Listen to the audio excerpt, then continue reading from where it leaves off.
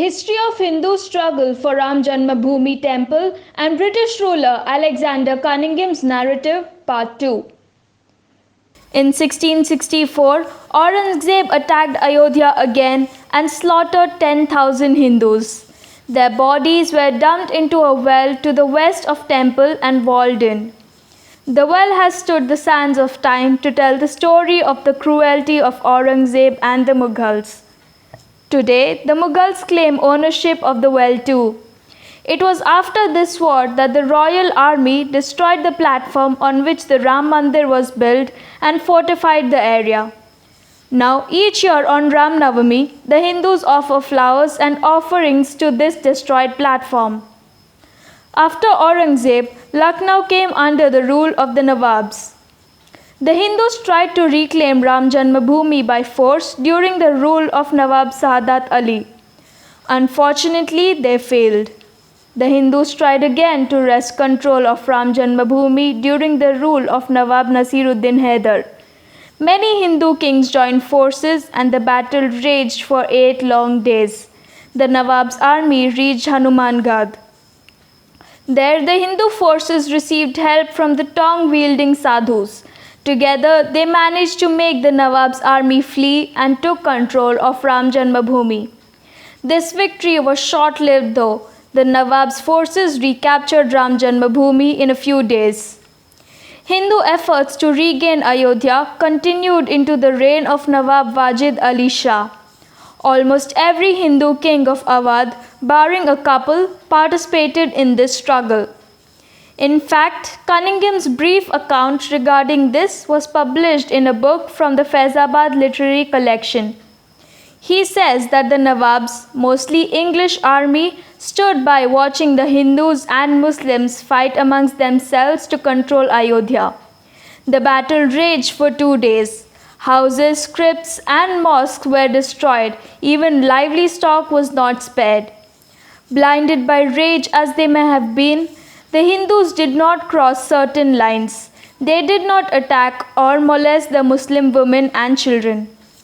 The Muslims began to flee Ayodhya, worried that the situation may go out of control. The Nawab's army imposed travel restrictions in Ayodhya. Maharaja Man Singh conferred with the Nawab and directed the Hindus to rebuild a platform in Ayodhya and install the idol of Sri Ram there.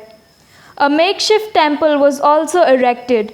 Even while the country was under British rule, the Hindus did not forego their desire to see a temple in Ram Janmabhoomi.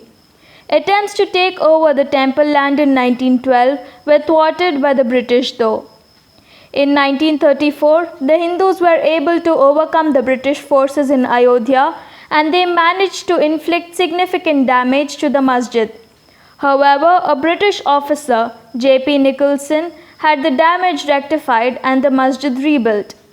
A small plaque in the part of the masjid reads, Tahawar Khan rebuilt the mosque destroyed by Hindus on 27/3/1934, 1352 Hijri. On December 6, 1992 is a date that many people are familiar with.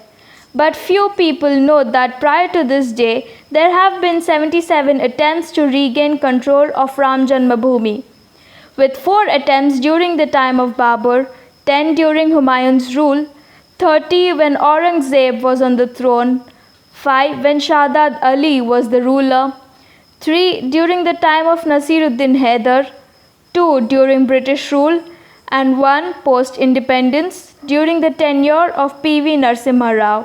The struggle for Ram Janmabhoomi has been a long and arduous journey. A sense of fulfillment can only be achieved when we stop idolizing invaders and try and rebuild our forgotten heritage. Targets the citizen, it is the ruler's duty to have the thief apprehended and punished. Only with stringent and appropriate Raj Dharma, the code of conduct for a ruler, dictates that it is the duty of the king to look after the welfare of the subjects and provide relief when they are distressed. The historic Supreme Court judgment also reminds us of the nasty roles played by a group of shameless, faceless and hired historians like R.S. Sharma, Vipan Chandra, Romila Thapar Irfan Habib, and so on, who distorted our history. But their efforts to influence the Archaeological Survey of India failed. And the relentless efforts of right-wing groups like Rashtriya Swayam Sangh (RSS) and its Parivar member like the Vishwa Hindu Parishad, besides its political outfit Bharatiya Janata Party in the past Jan Sangh, however, succeeded their objective to reclaim their right on Sri Ram's birthplace through painful and time-testing legal battle which spread over 150 years. That truth triumphs over evil finally proved right as per the beliefs of those who practice Hinduism not only in India but across the world. This is MS Purti for Orange News 9 TV.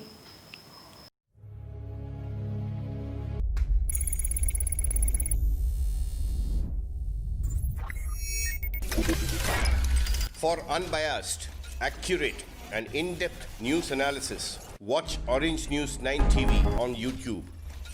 Subscribe. Press bell icon, like, comment, and share. Edited and promoted by seasoned journalist M.S. Shankar.